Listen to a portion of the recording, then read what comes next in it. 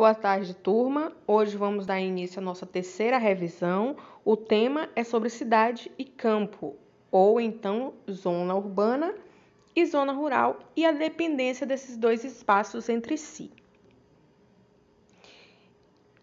Os espaços urbanos, também chamados de cidade, e espaços rurais, também chamados de campo, eles são espaços com característica bastante diferente entre si.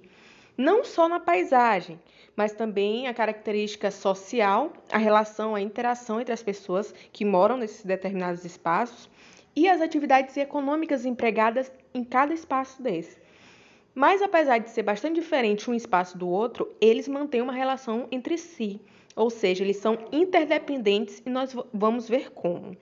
Primeiro, desse lado esquerdo do nosso slide, tem características gerais sobre os espaços urbanos, que nós também podemos chamar de cidade ou zonas urbanas. Quais são essas características? Área de elevado adensamento populacional com formação de habitações justapostas entre si, o que chamamos de cidade. Predominância de elementos artificiais nas suas paisagens. O que quer dizer isso? As zonas urbanas têm um contingente populacional, a população maior que as zonas rurais. E essa população muitas vezes habitam prédios, que são essas habitações justapostas, que é uma em cima da outra, justamente para aproveitar os espaços que não tem.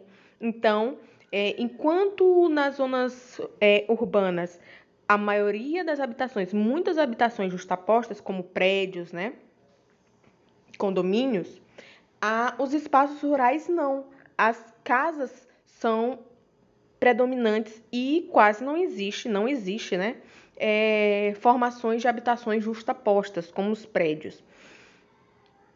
E nas cidades, há a predominância de elementos artificiais, ou seja, prédios, estradas, viadutos, pontes, ou seja, aqueles elementos feitos pelo homem, que nós chamamos também de elementos artificiais.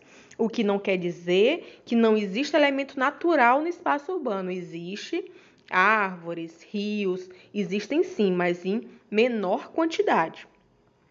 As principais atividades dos espaços urbanos, que diferencia bastante dos rurais, é a produção industrial, a indústria de beneficiamento daqueles produtos que vêm, daquela matéria-prima que vem do campo. Tem comércios em maior quantidade que no campo, como lojas, supermercados, farmácias. E os serviços oferecidos à população é mais diversificado, como salões, consultórios, escolas, bancos, clínicas e etc. Quais são as vantagens, então, de se viver nas grandes cidades? Existe mais oportunidades de empregos, moradia, estudo, comodidade em relação aos meios de transporte, que tem maior quantidade, oferece mais entretenimento, mais diversão, né? E tem mais recursos para a nossa saúde. É mais fácil de encontrar, de ter acesso, é mais próximo, tá? E essa questão do meio de transporte também facilita o fluxo de um lugar para o outro. E quais são as desvantagens de morar num espaço urbano, numa cidade? A poluição, tanto poluição sonora, quanto ambiental, quanto do ar e, principalmente, a violência. Existem outras desvantagens que vocês com certeza sabem que a zona urbana oferece. Além desse tráfego intenso, né, de carros, o que atrapalha bastante no dia a dia, dentre outros. E os espaços rurais? Os espaços rurais são constituídos por áreas não urbanas, baixo adensamento populacional, ou seja, menos gente que no espaço urbano, com predominância de elementos naturais nas suas paisagens, também chamadas de campo, ou seja, predominam-se áreas verdes, áreas de mata, de rios, mais animais, mais biodiversidade que nos espaços urbanos.